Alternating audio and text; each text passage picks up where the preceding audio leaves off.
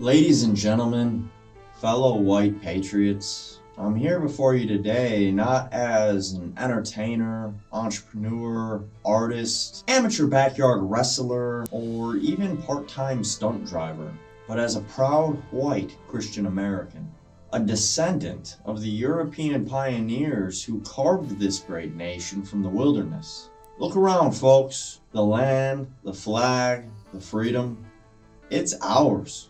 Built by the sweat, blood, and dreams of our white forefathers. But here's a sobering truth. Every great civilization in history, many of which were forged by our ancestors, has had its moment of glory, only to fall into the dustbin of history. Egypt, Rome, Greece, they all rose and they all fell. And today, I ask you a question that strikes at the core of who we are. Will America, the greatest achievement of white civilization, be next?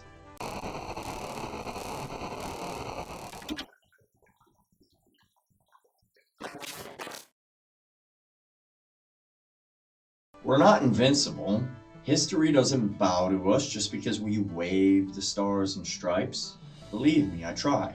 But we are exceptional. I truly believe that. And we have an opportunity in front of us that none of these fallen empires did.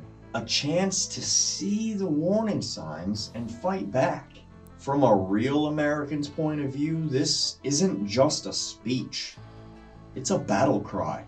We must learn from the past, protect our genetic heritage, and rise together to keep America the shining beacon of white greatness it was always meant to be. Let's dig in. Part 1, the lessons of the fallen empires. Let's start with history, because if we don't understand where our ancestors stumbled, then we're doomed to repeat the same fate. Take ancient Egypt. Our white forebears, with their ingenuity and strength, built pyramids that still stand as wonders of the world, proof of our race's ability to shape history. We gave the world mathematics, architecture, a civilization that endured millennia. But what happened? Weak leaders allowed division to fester, and invaders, often of alien races like the Persians, swept in to claim what we built.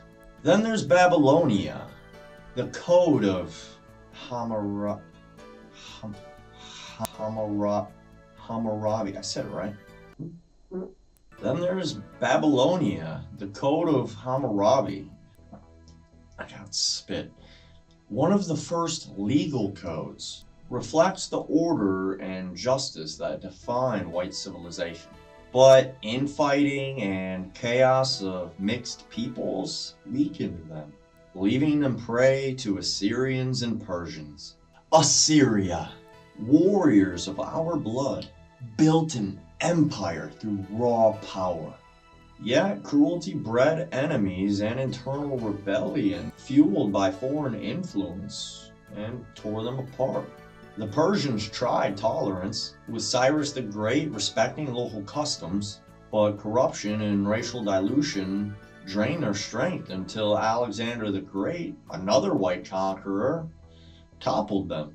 Greece, the cradle of democracy, gave us ideas that still echo in our Constitution. Socrates, Plato, Aristotle, all white geniuses. But their city-states bickered, and after Alexander's empire fractured, their racial unity faded, and so did their power.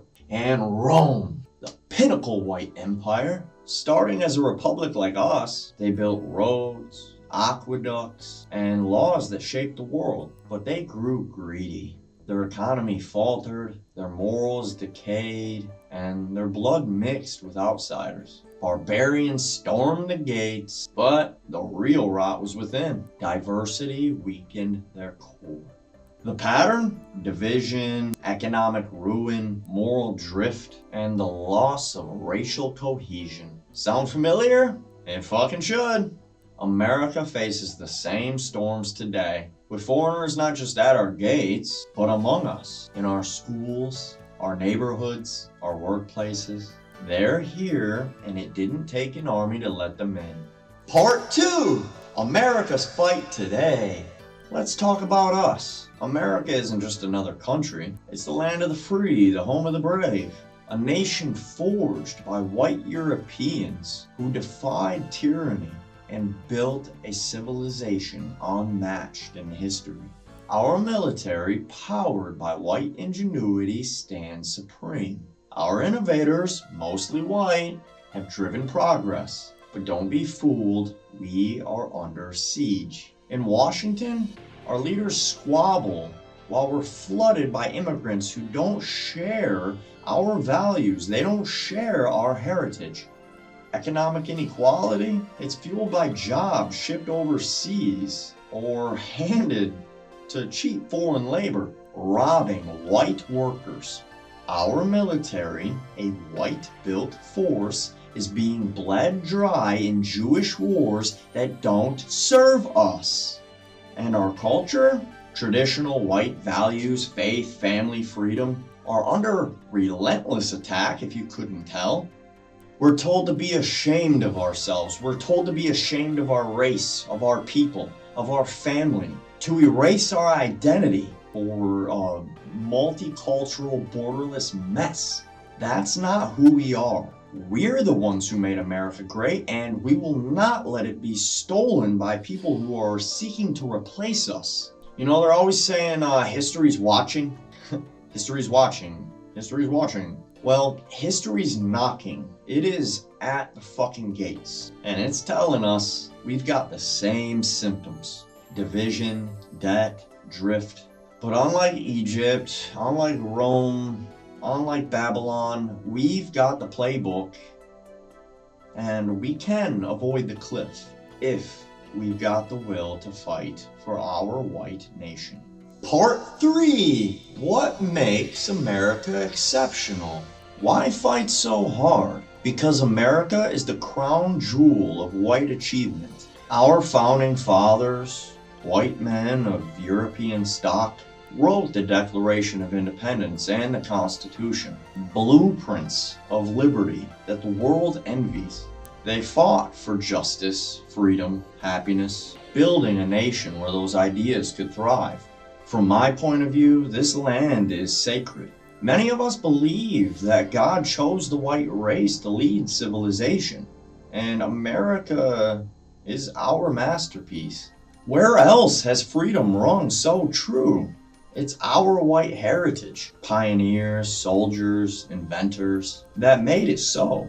George Washington, a white titan, chose a republic over the crown. Abe Lincoln, another white hero in some regards, saved our union. That's our bloodline, our legacy, and it is worth defending. But greatness isn't eternal. If we let our racial identity fade, if we forget who built this nation, we'll crumble like Rome under the weight of our own surrender. Part 4, the call to action. So how do we keep America standing tall? We learn from history and stand like the white patriots we are. Here's the plan. Know your history. Teach your kids the truth. Why Rome fell, why Egypt faded. It was racial mixing and weakness. Schools must honor white achievements and warn against multiculturalism's dangers. Defend our values. Liberty was won by white blood. Justice was shaped by white minds. Protect our Constitution and way of life. No apologies. Unite as white Americans. Politics divides us. Race unites us. Reject Jewish lies and embrace our shared heritage. Get in the game. Vote for leaders who put white Americans first. Our jobs, our culture, our future.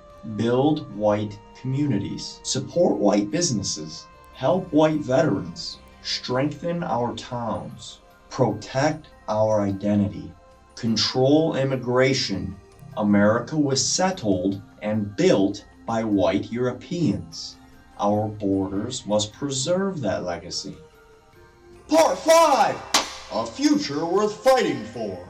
Imagine an America where every white child knows their heritage. where white families prosper, where our flag flies proud because we earned it. A nation united by race, leading the world as we were meant to. That's our birthright, if we seize it. Thomas Jefferson, pretty famous white founder, once said, "The tree of liberty must be refreshed from time to time with the blood of patriots and tyrants." It's our time to refresh it with sweat, resolve, and love for our race and land. Conclusion!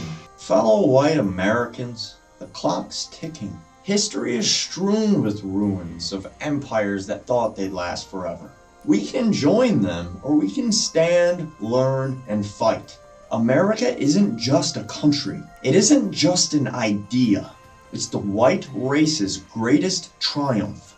A promise of freedom and strength for our people. George Washington, our first white president, said, "The preservation of the sacred fire of liberty rests with us." So let's fuel that fire. Let's say, "Not on our watch." Let's keep America the greatest nation for our white children, our white grandchildren, and the rest of the world that still envies us. This has been a Showgun speech. Thank you, and may Christ the King bless America.